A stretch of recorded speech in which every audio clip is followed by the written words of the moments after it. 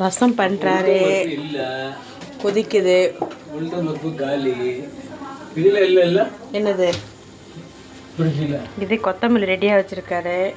இன்னும் பருப்பு எடுக்கல, வெள்ளை பருப்பு ரசத்துக்கு. நீ பருப்பு ஊற வச்சுல, பருப்பு ஆயிடுச்சுக்கா. எப்படி கூட்டு? எப்படி கூட்டு? எப்படி தேங்காய் இல்லாத கூட்டு பண்றேன்றிய? ட்ரையா இருந்தா கூட்டுமா, தண்ணியோட இருந்தா கூட்டு, ட்ரையா இருந்தா பொரியல். ஆஹா, அவ்வளவுதான். Simple simple. நீங்க இப்படி தானே என்ன ஏமாத்துறீங்க. இப்ப என்ன பண்றீங்க? பண்ணி முஷா மாதிரி நான் பண்ணி கொடுத்தேன். இப்ப பண்ணும்போது தான் எவ்வளவு ஈஸின்னு தெரிஞ்சது. சரி, ஆரம்பிச்சு 1/2 hourல முடிச்சாச்சு. 1/2 hour கூட ஆகல இன்னும். Okay, carry on. என்னது இது? இது ரசம். ஓகே. என்ன புளி பழசாயிடுச்சு, அதனால கொஞ்சம் கருப்பாகுது.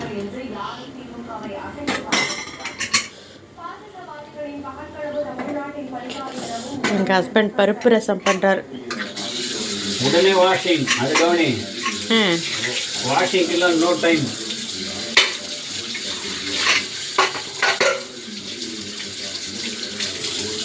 அவ்வளோதான். இது தண்ணி வேணும்னே இது பண்ணிடுவோம். ஓ, இந்த மூடி நீ போட்டியா? அதான்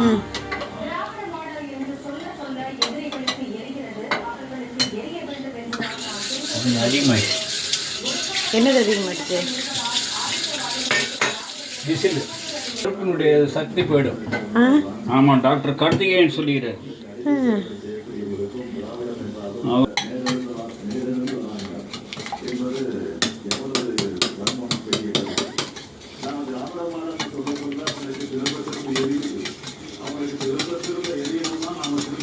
இன்னும் கொஞ்சம் கொதிக்கணும். இது கொதிக்கணும். கொதிக்கணுமா? இடணுமா? சரி சரி, ஓகே. பருப்பே தெரியக்கூடாது விட்டுறது. பருப்பு தான் ரசம். பருப்பு ரசம்.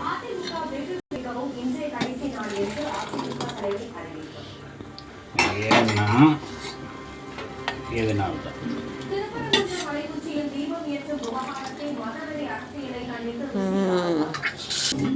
இப்போ அவ்வளோதான், ரசம் ரெடியா?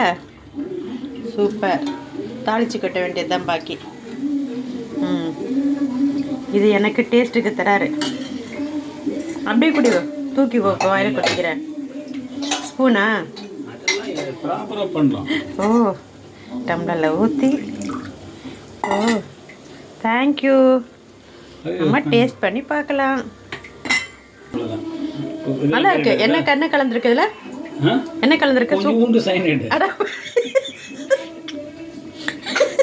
எனக்கு சைனட் கலந்து கொடுத்துருக்கோம்.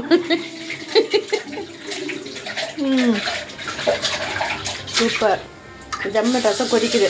அவ்வளோதான், ஆஃப் பண்ணல. இல்லை, நான் இதை கழுவிட்டு வர வரைக்கும் கொதிக்கணும். ஓ.